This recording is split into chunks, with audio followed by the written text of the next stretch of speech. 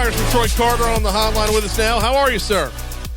I am doing well, sir. How are you? I'm going to start off I got to get this off my chest. I'm mad at you. Uh-oh. You let Sarah get away, man. I know, man. I'm mad at me too. I've been singing Hall & Oates all week. Now I'm honestly mad at myself because I let last week's segment go without giving her props before moving on. For those who don't know, Sarah was one of the Congressman Carter's aides, and she has moved up in the world a little bit. I shouldn't say moved up, but moved on to a different area where she's going to learn a lot more. She's going to do a lot more. It's the next chapter of her career. But every congressman knows that you're only as good as those people behind you. And she is one of, if not the best. She was been awesome to work with, and I'm going to miss her greatly. Man, I'm so happy that you've given her that shout out. I have been singing her praises. She was because she didn't die. She's advancing to a new opportunity. She'll still be in the building. She's going to be working for one of the committees. It's an opportunity for her to step into a new role that she's going to do fantastic with. She's still and always will be a part of the family, so she'll be around. I'll just be singing Sarah's Smile for a little bit longer, but she's doing great. Thanks for shouting out. She's a fantastic member of my team. So Alex has got a raised bar to clear as she moves into her role as well. And Alex is fantastic too. So we got Daniel, we got Alex. We've got a fantastic team. So she's got great people that are there to fill in the gap.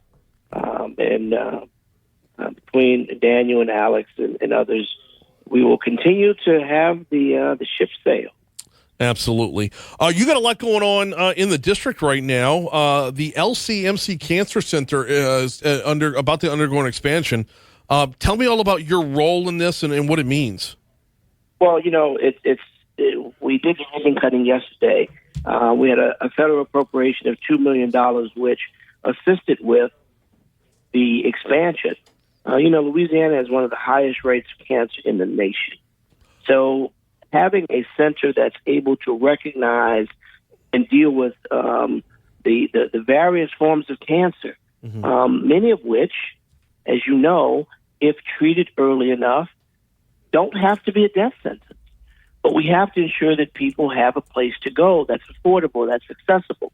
I'm so proud of the people at LCMC and Tulane and LSU, and so happy to have partnered with them to help get this $2 million to expand this center, which will provide a place right here in our community where people can go to address their cancer needs. I don't have to tell you about every day we pick up the paper or you get a phone call about a loved one that was lost to dreaded cancer. So any research dollars, any dollars for expansion, any healthcare advances to address cancer is something that we're very proud of. And I want to just, again, thank LCMC, the Cancer Center, all the great people who are over there for the incredible work that they do.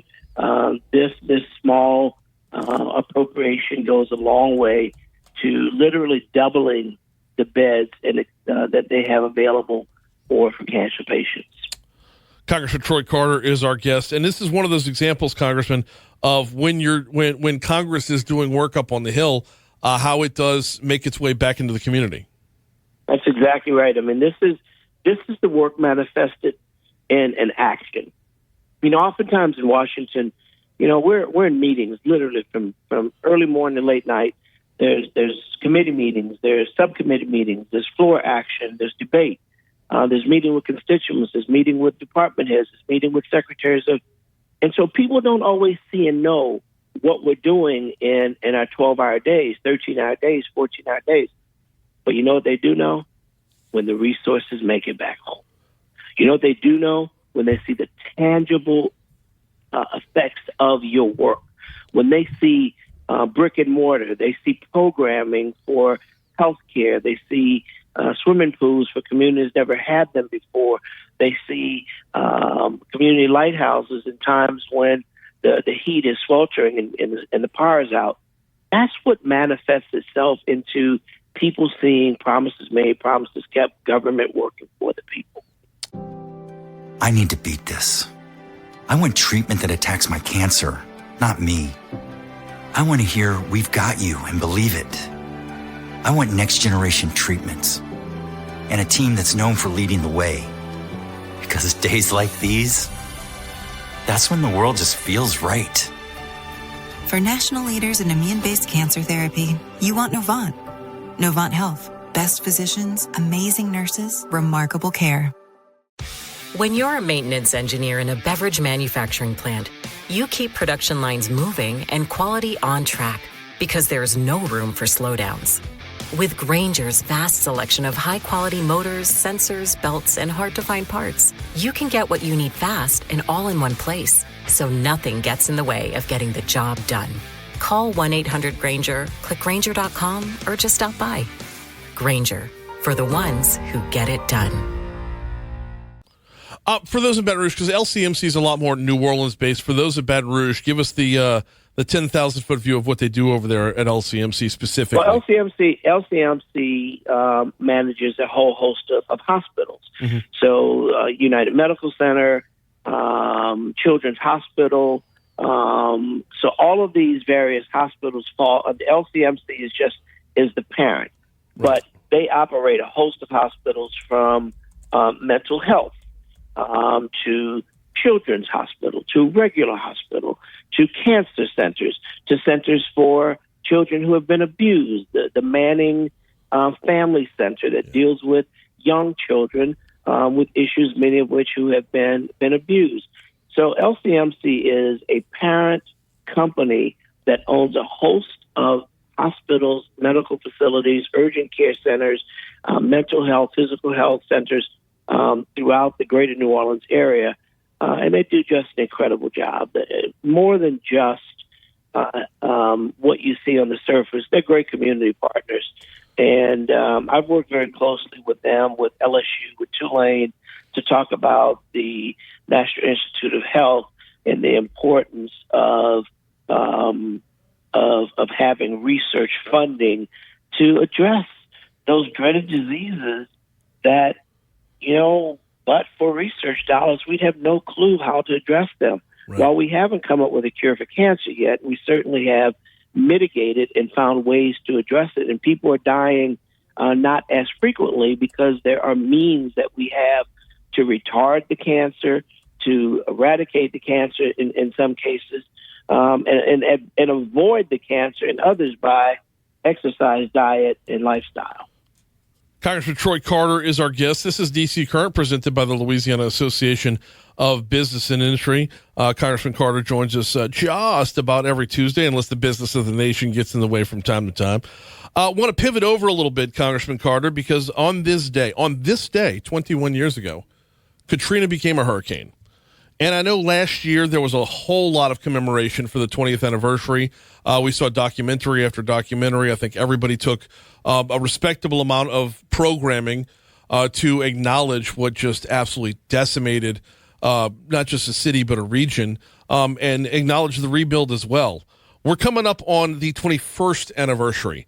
How do you get folks dialed back in for a non-round number?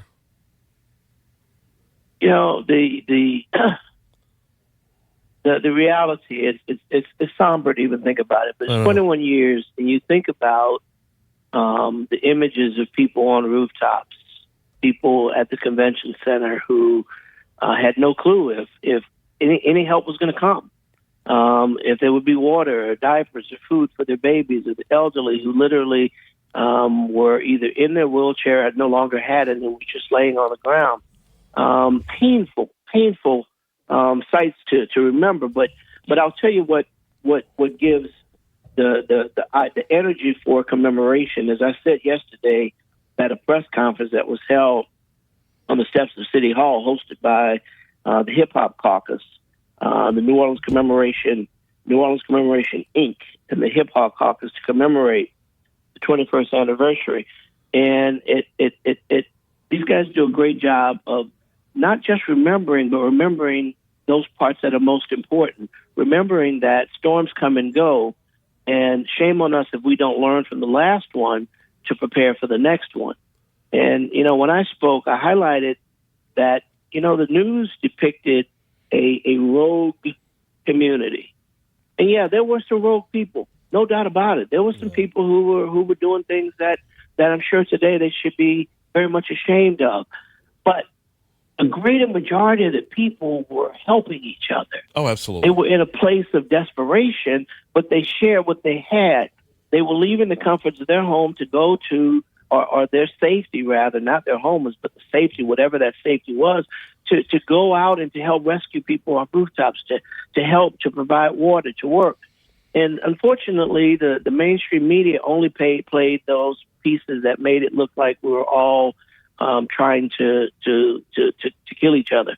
So the advantage of commemorating, which I have a hard time when we say commemorating such a horrific act, is to remember the resilience, the strength, and the commitment and the stick-to-itness of the people of this region who refuse to be beaten down, who refuse to stay down.